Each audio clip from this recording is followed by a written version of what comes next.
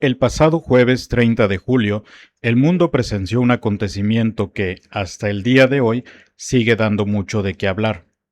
En la frontera entre España y Marruecos, concretamente en la ciudad de Ceuta, más de 60.000 personas ingresaron de manera repentina al territorio español.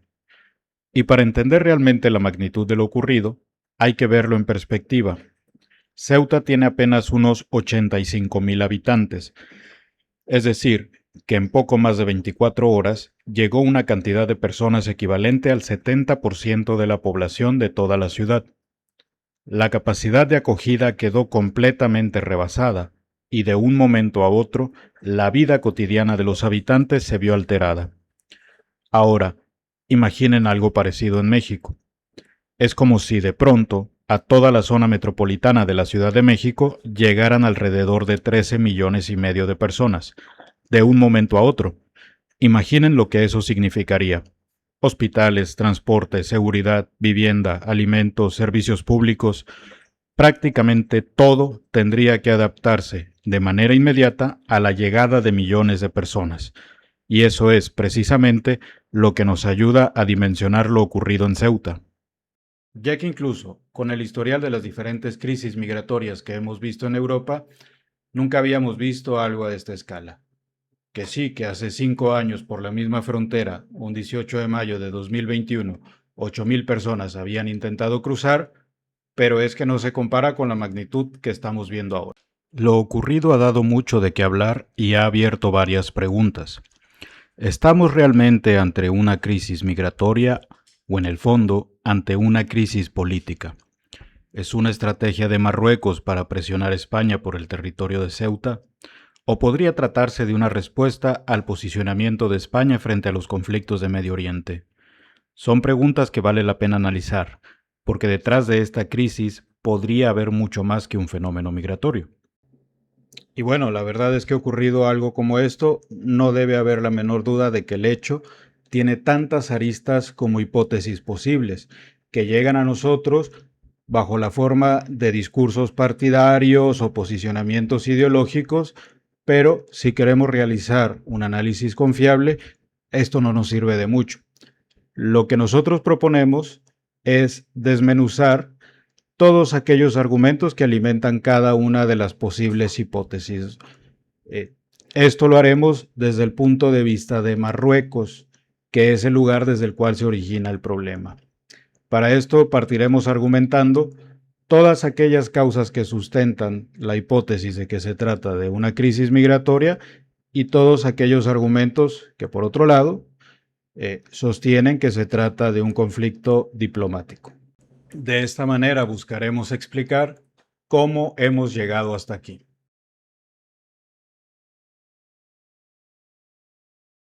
Para explicar los factores que alimentan la hipótesis de que esto se trata de una crisis migratoria, primero debemos de entender la situación actual de Marruecos. Hay que entender que para muchos migrantes del continente africano, Marruecos es la puerta de entrada a Europa. Es decir, no es un país que solamente expulse migrantes de su propia población, sino que también recibe y llega gente del resto de África y de diversas partes del mundo que buscan entrar a Europa. Esto es algo similar a lo que ocurre en México. Muchos migrantes provienen de otras partes del mundo y se aproximan a las ciudades fronterizas con el país destino al cual realmente quieren cruzar, en espera de la menor oportunidad para poder lograr su objetivo. A pesar de la relativa estabilidad del régimen, en los últimos meses han existido movimientos sociales que han reclamado los altos costes asociados a la preparación del Mundial. Por ejemplo, donde se construirá el estadio de fútbol más grande del mundo, el Estadio Hassan II, con una capacidad de albergar a 115.000 espectadores y un costo estimado en 500 millones de euros, pero que forma una minúscula parte de un plan de construcción de infraestructura que alcanza los 41.000 millones de dólares, una inversión masiva que, según datos del Fondo Monetario Internacional, equivale al 11.9% del PIB, una cifra impresionante. Este plan incluye desde la construcción, expansión y modernización de aeropuertos, vías férreas y flota aérea, pasando por la construcción de nuevas autopistas y llegando hasta la construcción de hoteles y renovación de otros estadios. En pocas palabras, Marruecos estará apostando una cifra relativamente grande de dinero de cara al Mundial. Y todo esto en un escenario de una serie de protestas que comenzaron a finales del año 2025 bajo un movimiento que se hace llamar la generación Z212 y una cifra de desempleo juvenil que alcanza el 27.2% al segundo trimestre de 2026, según datos del Alto Comisionado de Planificación marroquí, o HCP por sus siglas en francés. A todo esto se suma otro incentivo importante. El Tribunal Supremo de España determinó que las llamadas devoluciones en caliente no pueden aplicarse automáticamente a quienes intentan entrar a nado en Ceuta y Melilla, porque este procedimiento está pensado para quienes son interceptados al intentar superar los elementos físicos de la frontera. Esto no significa que entrar por mar sea legal ni que España no pueda devolver a estas personas, pero sí cambia el procedimiento que puede aplicarse inmediatamente. Y aquí aparece un elemento interesante. Si a la desigualdad, los conflictos sociales y el desempleo juvenil le sumamos un incentivo que facilita, en determinados casos, la permanencia inicial en el territorio español, entonces tenemos un poderoso caldo de cultivo para la migración. Ahora, es conveniente para el análisis plantearse por qué Marruecos está construyendo toda esta infraestructura, y para eso pasaremos a nuestra segunda hipótesis.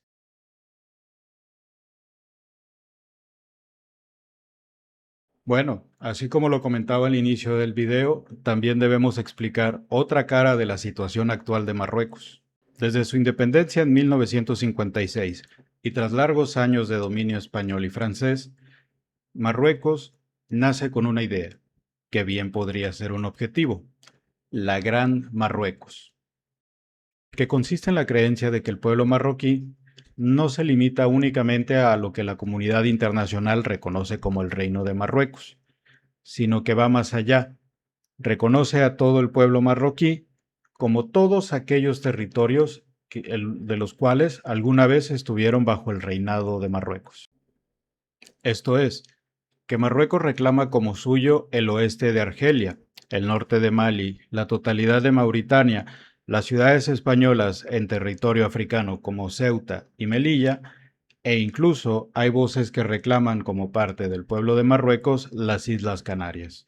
En corto, existe en Marruecos una idea expansionista declarada, pero además, esta idea choca con las de su vecino Argelia, que lleva décadas luchando por reconocer al territorio saharaui como un territorio independiente de Marruecos. Esto, claro está, seguramente porque Argelia saben que bajo esta idea expansionista de Marruecos, ellos serían los siguientes, o una de las próximas territorios a reclamar por parte del reino marroquí. Y el pasado mes de julio ocurrieron un par de cosas que pudieron haber modificado todo. Primero, el 20 de julio el presidente de gobierno de España, Pedro Sánchez, visitó Argelia para reforzar la cooperación internacional o bilateral entre estos dos países en materia de energéticos. España tiene como principal país proveedor de gas natural a Argelia, ya que este representa una tercera parte de todo el gas natural que España importa del extranjero. Esto se hace vía el ducto de Medgaz. Además, hay una iniciativa de ley en España que está avanzando sin una oposición clara entre los partidos políticos distintos al gobernante, que pretende otorgar nacionalidad española a las personas nacidas en el Sáhara Occidental antes del 29 de septiembre de 1977, cuando el Sáhara todavía era territorio español. Estas dos medidas se toman como factores políticos que pudieron haber alimentado alguna reacción en Rabat.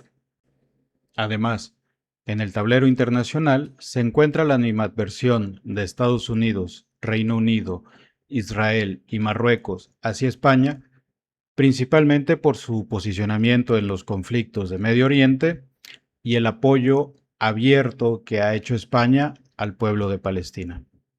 Todo esto en un contexto de un país con vocación expansionista, pero que además busca construir una alternativa al gasoducto de Medgaz para transportar gas natural desde Nigeria a Europa y desarrollar una infraestructura alrededor de una estrategia portuaria 2030, elaborada por su Ministerio de Transporte, en la cual se desarrollaría toda una infraestructura alrededor de Puerto Atlántico de Dakhla. Esta inversión no es algo menor.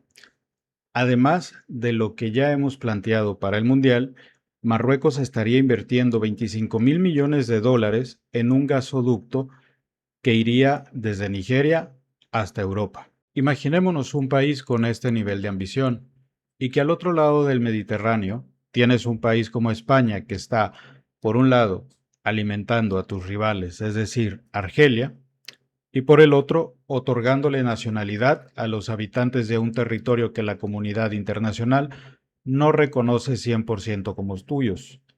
Podrías pensar que existen los incentivos suficientes como para querer desestabilizar al gobierno español, ¿verdad?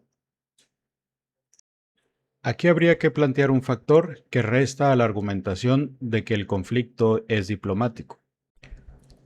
Es el hecho de que todo esto ocurrió el día 30 de julio, que es el Día del Trono en Marruecos, en el cual se conmemora el día que el actual rey Mohamed VI tomó posesión de su trono. Es un día nacional en el cual, entre otras conmemoraciones oficiales, el rey presenta algo similar a su informe de gobierno. Para mí, la idea de que un día de fiesta nacional y conmemoraciones oficiales se manche por un conflicto diplomático de manera premeditada es algo que no me cuadra. Pero aquí habría que plantear una sola pregunta, y no es retórica. Recordemos que al inicio del video planteé ver esto desde el punto de vista de Marruecos. Por lo tanto, planteemos una sola pregunta. La pregunta es, ¿por qué España no cuidó su frontera? Hay quienes argumentan que Marruecos recibe dinero por parte de la Unión Europea para controlar el flujo de migrantes que llegan a la frontera con España, y esto es verdad. No obstante, la protección de la frontera radica esencialmente en el país interesado. ¿Y por qué pensar, además, que un país que reclama tus territorios como suyos debería ser el principal encargado de cuidar tu frontera? A ver, y es que todas las posiciones ideológicas y partidarias contrarias al gobierno español han salido a decir que España debe cerrar sus fronteras, que Pedro Sánchez debió llenar de elementos de la Guardia Civil la frontera, que se deben expulsar a los migrantes, que España está siendo invadida. A ver, pero paremos un poco.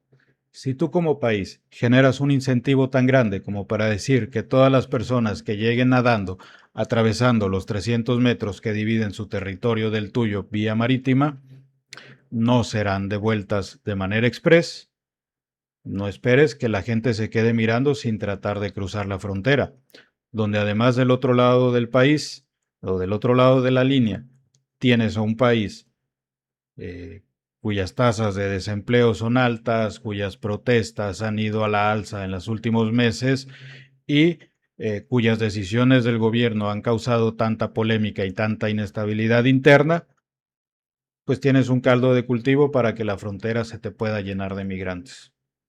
Ahora bien, ¿debió España haber desplegado más efectivos? Seamos razonables. Con más de 60.000 personas intentando entrar en cuestión de horas, cualquier intento de detenerlas por la fuerza podría convertir una crisis migratoria en un escándalo internacional. ¿Cómo detienes a miles de personas que están literalmente nadando en el mar intentando llegar a la costa? No puedes simplemente cerrarles el paso. Estás hablando de personas dentro del agua, algunas de ellas exhaustas, y además una multitud que se concentra en un tramo de costa relativamente estrecho. Una intervención mal calculada podía provocar una estampida, ahogamientos o una tragedia todavía mayor. El problema entonces no era simplemente cuántos efectivos había, era cómo controlar una situación de dimensiones extraordinarias sin convertirla en una catástrofe humanitaria. Posterior a la crisis, los dos gobiernos han trabajado en conjunto para devolver a la mayoría de los migrantes. Muchos de ellos regresaron por cuenta propia al no encontrar alimentos, hospedajes o una acogida que ellos esperaban del otro lado de la frontera. Aún quedan algunos migrantes y hay intentos en redes sociales por organizar de nueva cuenta un cruce masivo para el día 15 de agosto. lo cual es un poco complicado, pues ya están advertidos tanto el gobierno marroquí como el gobierno español de que esta situación puede ocurrir, pero además el gobierno español esta vez ya ha puesto boyas a lo largo de su costa para poder argumentar que las personas que entren por mar superaron una frontera física. Al final, si la crisis es migratoria o política, solo el tiempo nos lo dirá. Lo que sí podemos decir es que las crisis rara vez aparecen de la noche a la mañana. Normalmente son el resultado de años de decisiones económicas, sociales y geopolíticas. Ceuta no empezó el 30 de julio, simplemente ese día el mundo pudo observarla. Pero ¿qué opinas tú de todo esto? Déjame aquí abajo tu comentario. Te pido de favor que me regales un like y te suscribas si aún no lo has hecho. Esta es una información que todavía continúa en proceso y yo solo quería contarte cómo hemos llegado hasta aquí.